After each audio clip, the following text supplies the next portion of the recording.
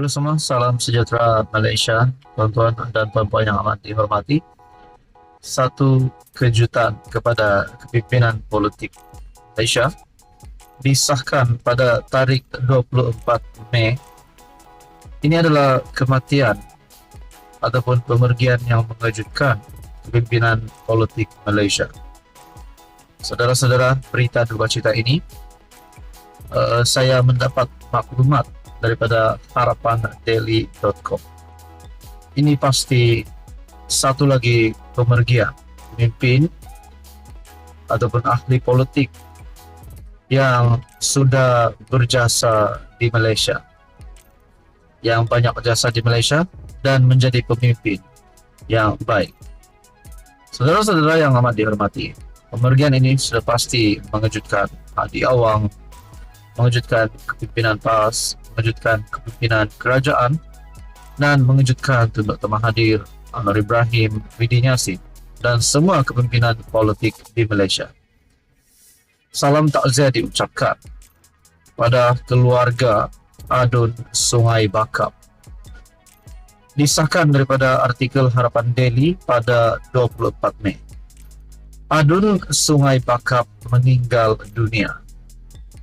Nur Zamri Latif meninggal dunia sebentar tadi, yaitu bertarikh 24 Mei 2024.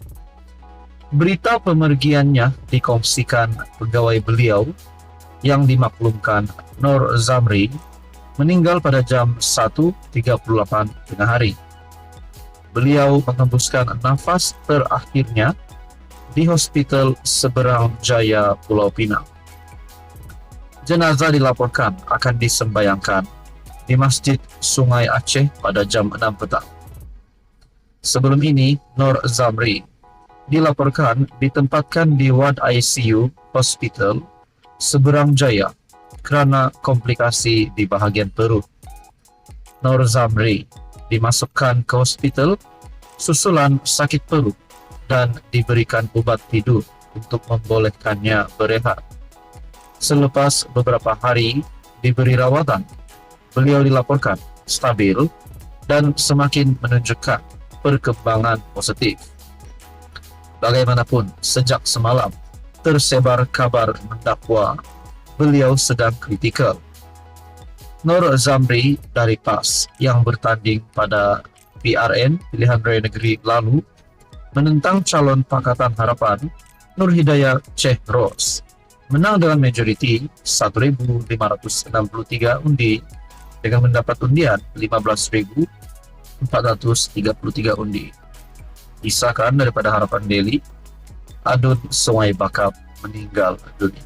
Salam takziah diucapkan pada keluarga Adun Sungai Bakap dan juga seluruh kepimpinan parti politik, khususnya parti PAS. Halo semua, salam sejahtera Malaysia. Selamat datang ke channel Fels Lifestyle.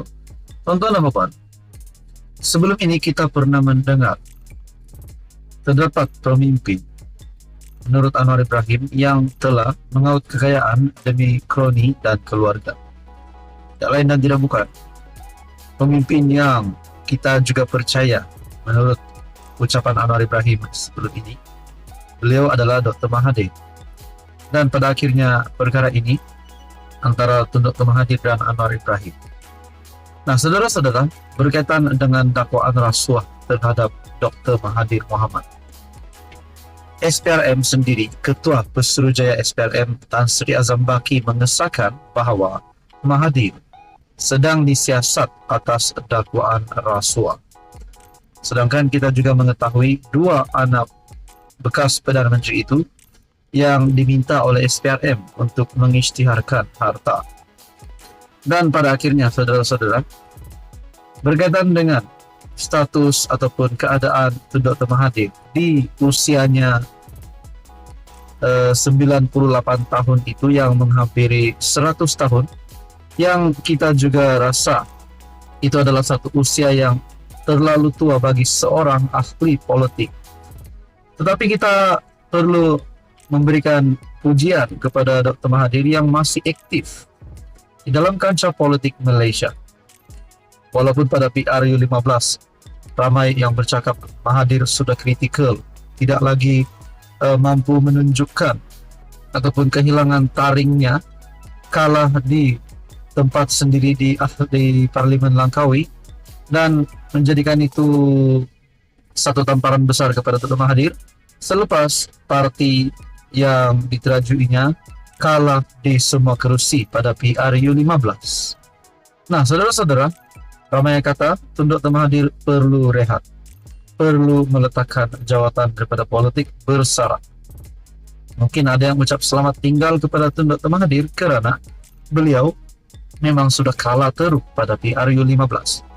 Namun saudara-saudara, ini satu pengakuan daripada Tun Dr. Mahathir berkaitan dengan tuduhan rasuah. Ini pendedahan Mahathir yang pasti mengejutkan ramai kepimpinan politik. Menurut artikel daripada Malaysia Kini, tuduhan rasuah, Dr. M kata dirinya bersih, tiada nak disembunyikan. Bekas Perdana Menteri Dr. Mahathir Mohamad berkata dirinya bersih daripada rasuah walaupun amalan itu berlaku semasa memegang jawatan itu.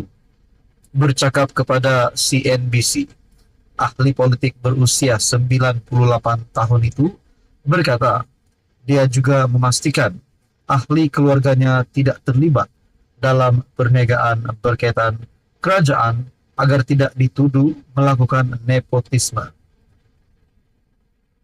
Mahathir berkata mereka yang menuduhnya melakukan rasuah tidak dapat membuktikan bahawa dia telah mencuri walaupun 1 sen. Ditanya sama ada dia dan anak-anaknya akan bekerja sama dengan SPRM dan mengisytiharkan harta mereka, Mahathir menjawab ya. Kita perlu kerana undang-undang mengatakan bahawa apabila SPRM menuntut anda membuat kenyataan pengisytiharan, anda perlu membuat penyata pengisytiharan aset anda.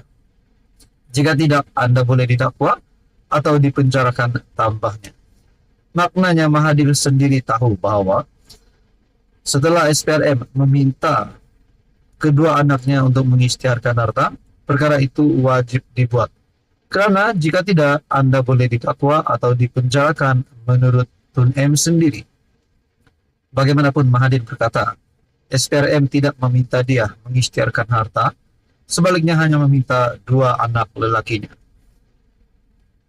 Mengenai sama ada dia akan mengisytiharkan harta jika diminta berbuat demikian, dia menjawab ya. Ketua Pesuruhjaya SPRM, Asri Azam Baki mengesahkan bahawa Mahathir sedang disiasat atas dakwaan rasuah.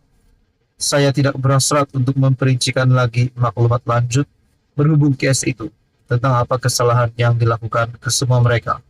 Biarkan SPRM meneruskan siasatan terlebih dahulu, sehingga saya fikirkan satu masa yang sesuai untuk kita nyatakan hasil dapatan kes siasatan berkenaan. Jadi saudara-saudara yang dihormati, apa komen anda berkaitan dengan isu ini? Di saat usia Mahathir 98 tahun, disangkakan Mahathir nyanyuk, disangkakan Mahathir taksiat, tapi ini kenyataan Tun Dr. Mahathir yang menunjukkan bahwa beliau masih lagi relevan. Apa komen anda? Sekian saja, teruskan bersama di dalam channel ini.